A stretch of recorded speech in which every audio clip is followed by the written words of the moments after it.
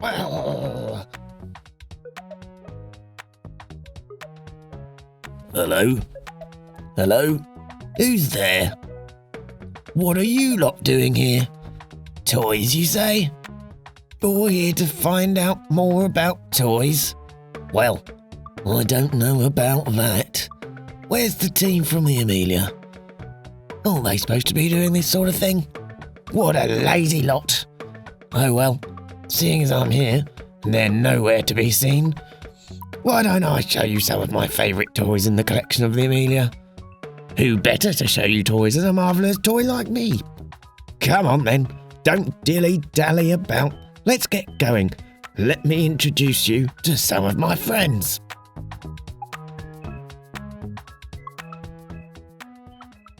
Now, I expect most of you know what this toy is, but I bet you didn't know one thing. This is a fully working and operational steam train. This toy train is nearly 120 years old and is a miniature version of a real steam train, the Flying Dutchman. It was made by a German toy company, Gebrüder Bing. Can you see a piece of track underneath the train? That's just one piece of track, mind you. And in fact, the train would have flown around an entire route of track at great speed, full of boiling hot water. Let's take a look at this green train, which is also in our collection. It works in exactly the same way as the black steam train toy. This heater would be filled with oil. Then a small flame would be lit. The whole thing would be placed underneath the train, secured in place. The flame would have heated up the water inside the train, just like a real one. The boiling water would turn into steam and push the pistons round and round to make the wheels turn. This lovely toy train is made from metal, but it would have been a very expensive toy, so not every child would have owned one of these, just the rich and very lucky ones. What fun, eh? Quite dangerous, though. Do you have toys that you set on fire and create boiling hot steam to power them? If you listen carefully, I reckon you might be able to hear the whistle of the train made by the steam and that famous choo-choo noise. Can you hear it? What a beauty! Take a look at this. A lovely handmade dolls or toys house. Let's have a closer look, shall we?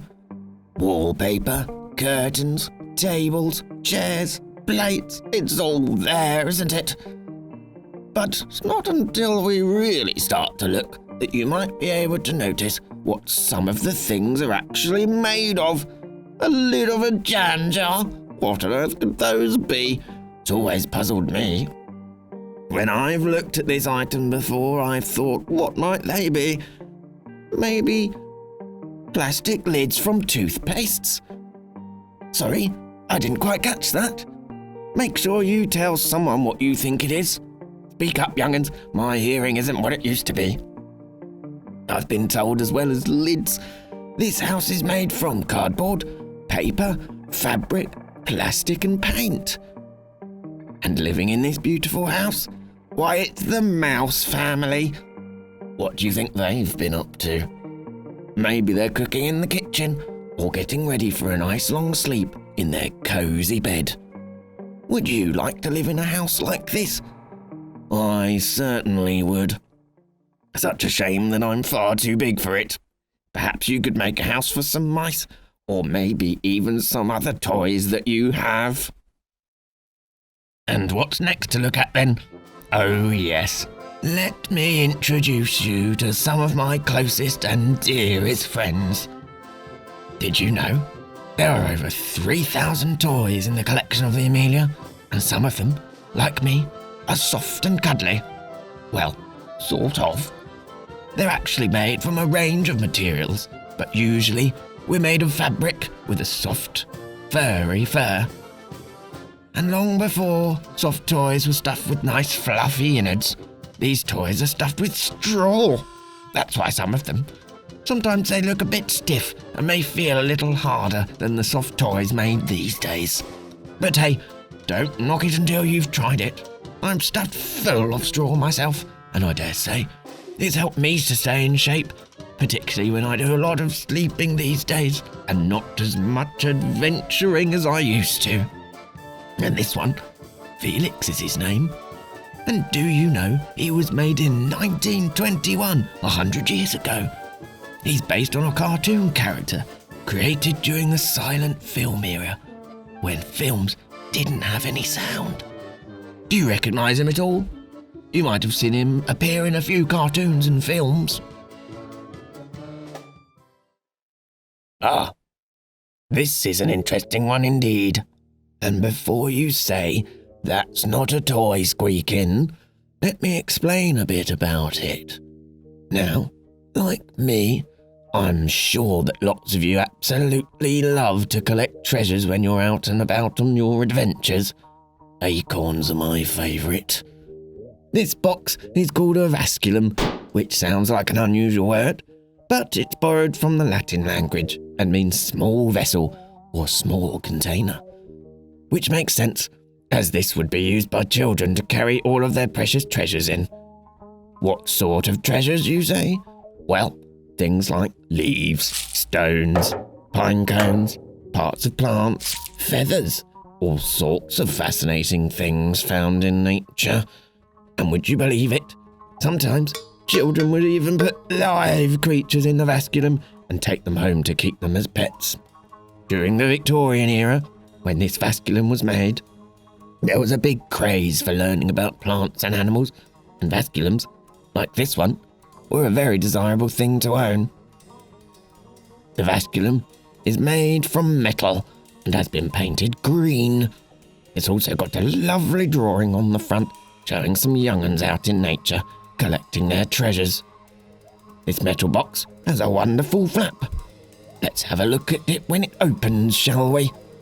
It's got a nice bit of string to hold on to or to put over the shoulder. What a fantastic thing this is. Certainly a fun way to collect treasures from nature. Magnificent. A magnificent Noah's Ark. Pardon? You've never heard the story of Noah's Ark? Well, this is a story from the Bible.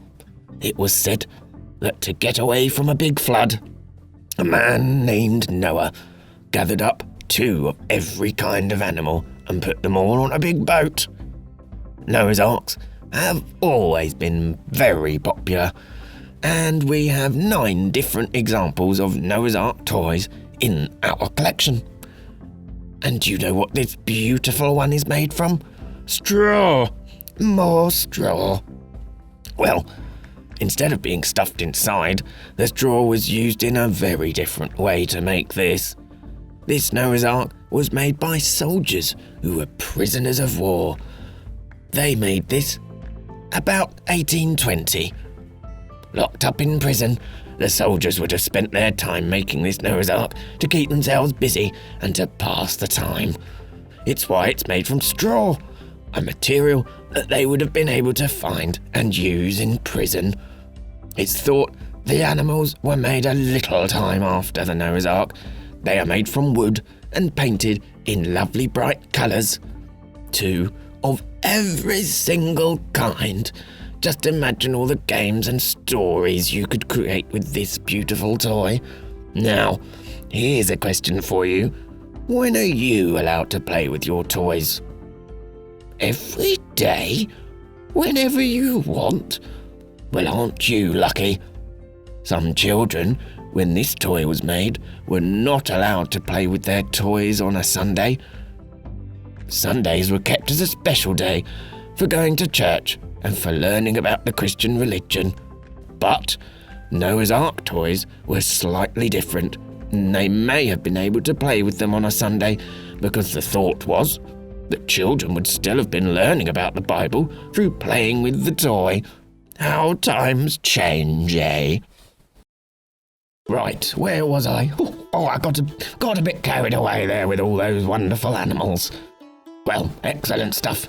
Here are the oldest toys that are in the collection, and no, they are not dice.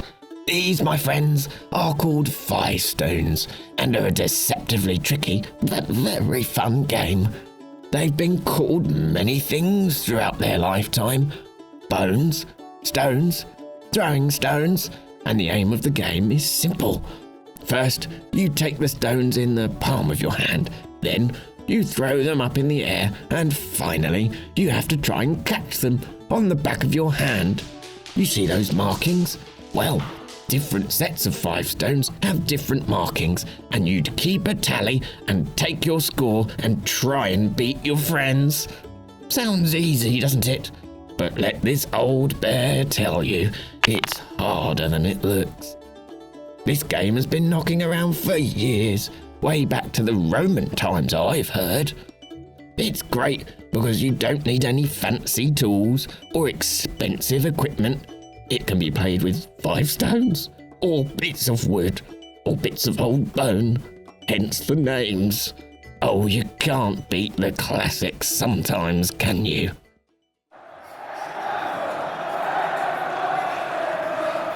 Goodness me, what a racket. Keep it down, will you? Please be quiet. Thank you, that's better. Now, this is our final toy to look at, and wowzers, what a special story this is. You guessed it, they are tiny little football players, but these football players are part of a game that was invented and made in Tunbridge Wells. Can you believe it? The name of this game, and a favourite of many a young'un, is Subbuteo. Invented by Peter Adolph in 1946, Subbuteo was adapted from the game New Footy, a table football game invented 20 years before by William Lane Keeling. Peter Adolph made several changes to the original game and wanted to call it Hobby. However, this wasn't allowed, so being a keen birdwatcher and enthusiast, he used the scientific name of the hobby falcon, Falco Subbuteo, and just like that, Subbuteo was born. The first sets that he created were made using paper cutouts of players, and would you believe it, he used a button off one of his mum's old coats for the round and smooth base of the player. Well, look at that. What a clever chap he was. Players were told to use an old army blanket for the pitch, or anything similar. Using their fingers, players would flick the footballers around the football field, and just like real football, the aim would be to score goals and beat your opponent.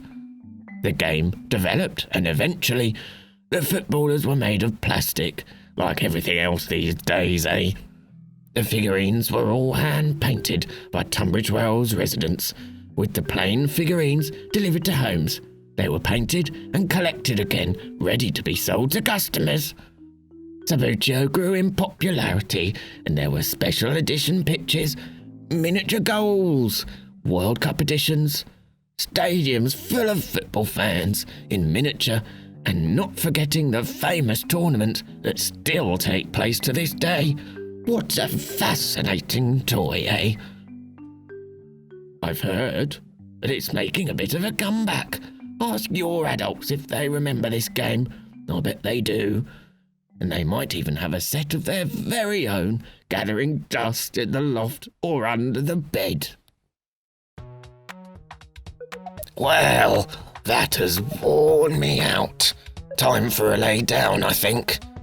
But I hope you enjoyed it, and why not take a look at your toys and think about how they might be different to these ones, or how they might be the same. I think you'll be surprised to see what you find, and that we still play with some of the same toys that we've been playing with for hundreds of years. Toodle pip, everybody. Bye!